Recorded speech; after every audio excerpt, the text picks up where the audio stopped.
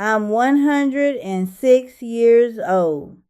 And the funny thing is, no one ever asked the right questions. People look at me like I'm some relic that survived the war, then ask what medicine I take, what I eat, how many hours I sleep, as if life were just a formula you could copy. Not one of them dares to look me in the eye and ask, what actually makes life worth living? They're afraid of the answer.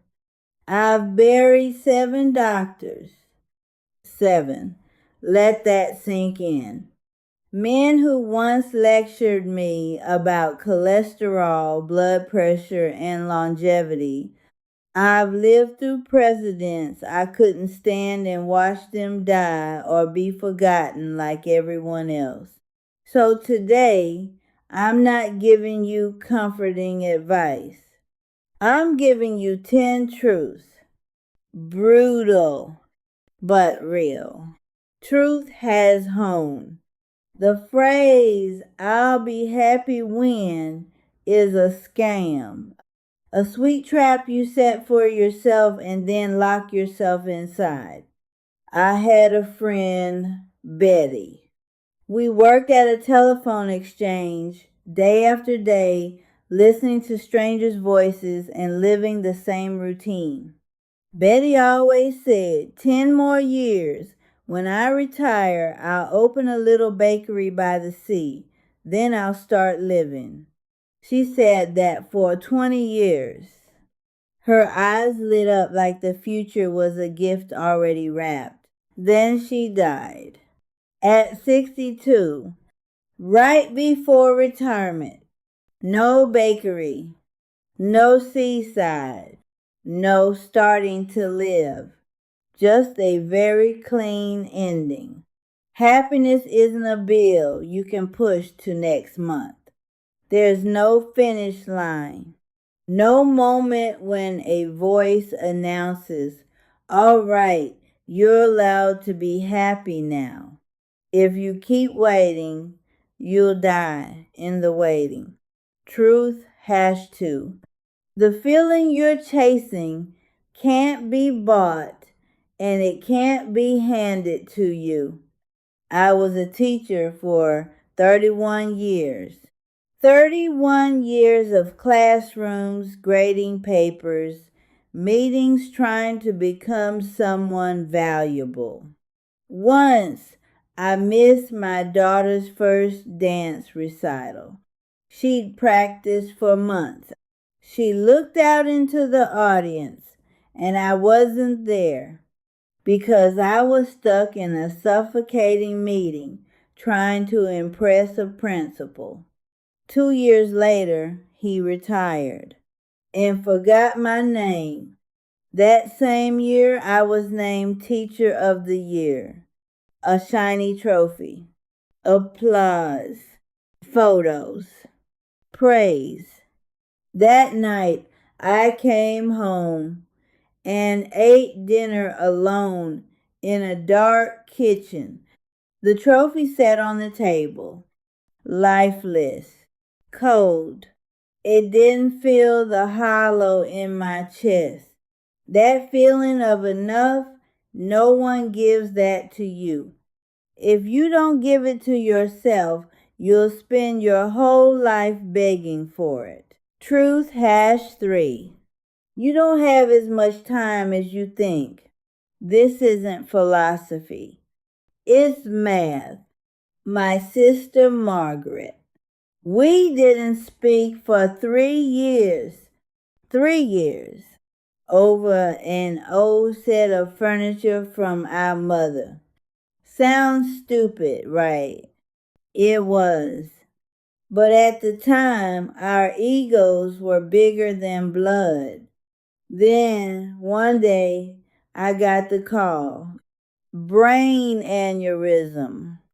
Gone. No goodbye. No chance to fix it. 3 years of silence, cut short by a funeral. That ticking clock, you hear every day isn't background noise. It's your life running out. There's no "I'll deal with it tomorrow." There's only too late.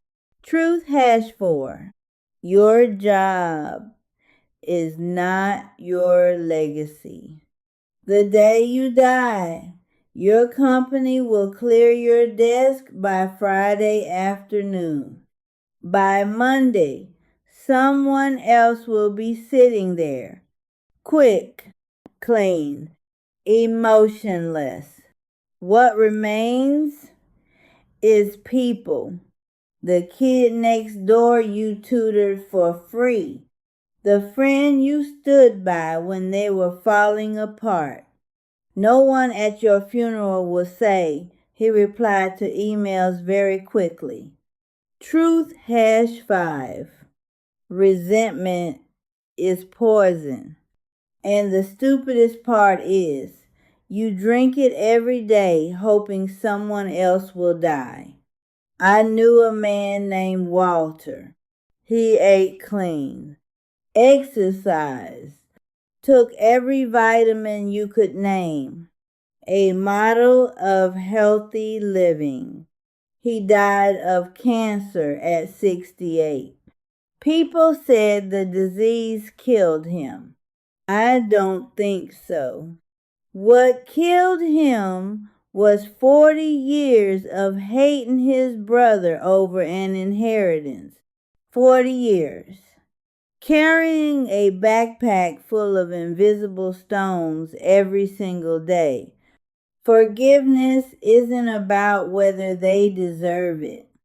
It's about you deserving to be lighter.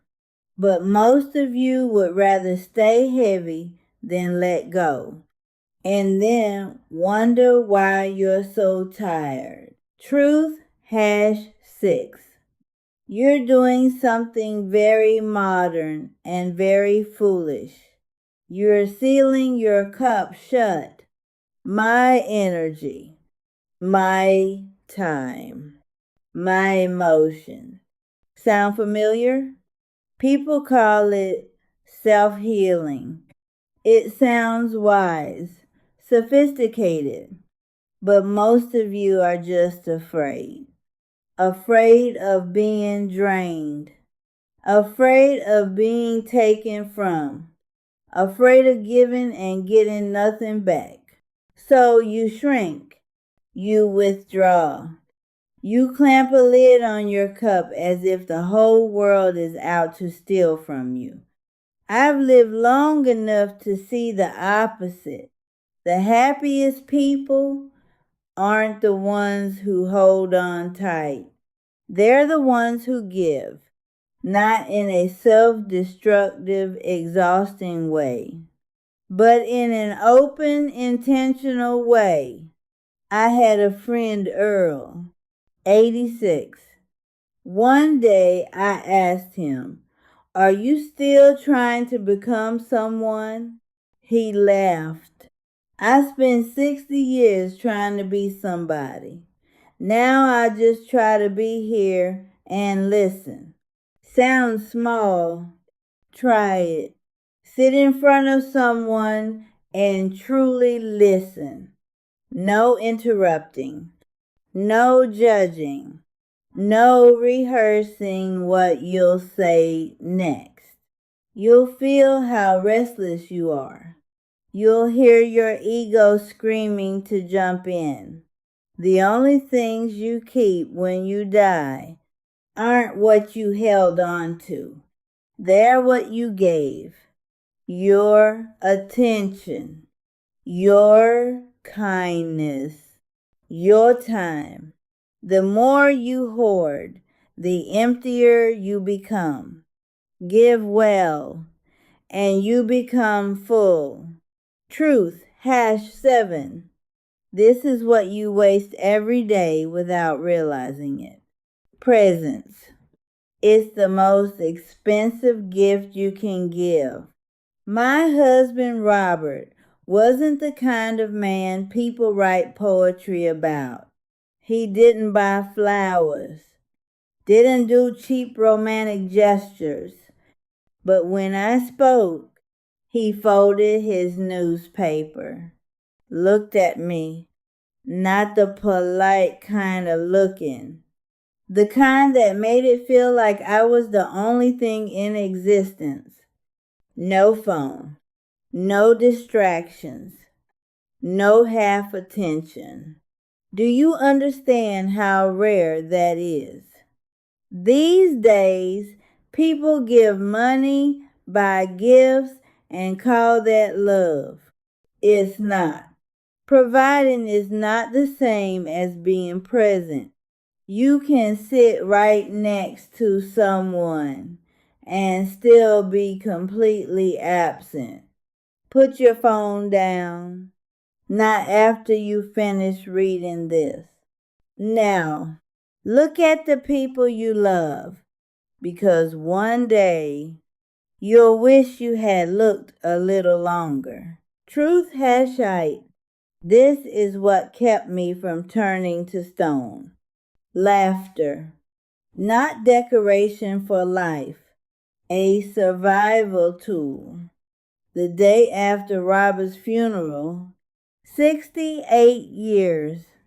A whole lifetime folded into a few hours.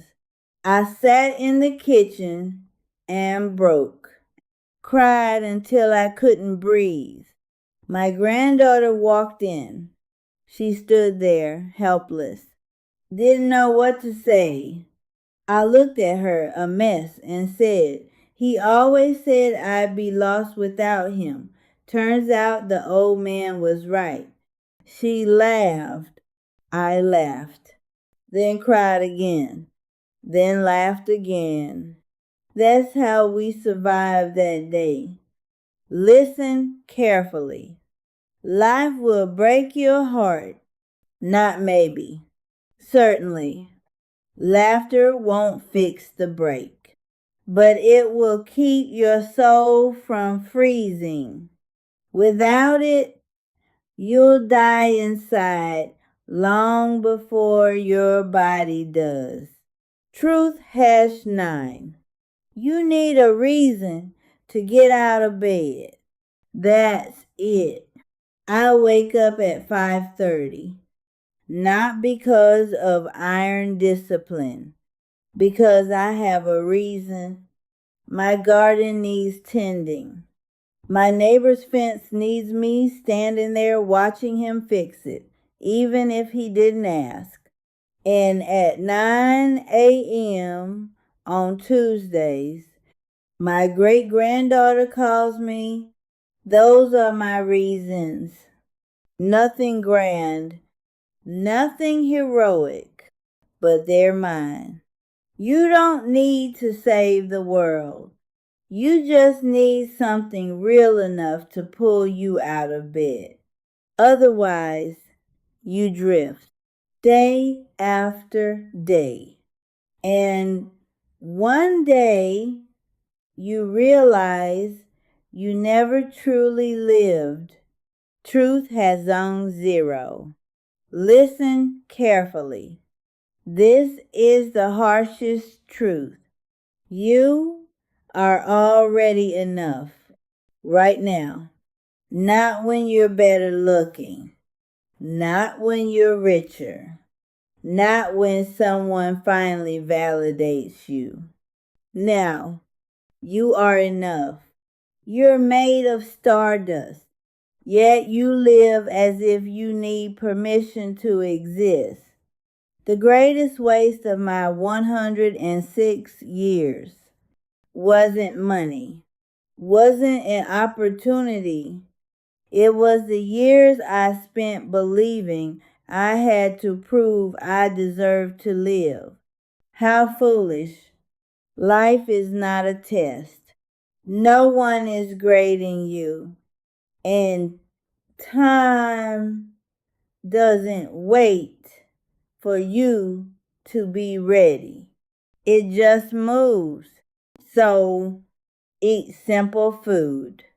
Love like a madman. Forgive quickly. Laugh loudly. And for God's sake, stop waiting. Don't wait for the right moment. Don't wait to become a better version of yourself. Don't wait for life to get easier. You don't have as many laters as you think. Now, do one thing. Call your mother. Now,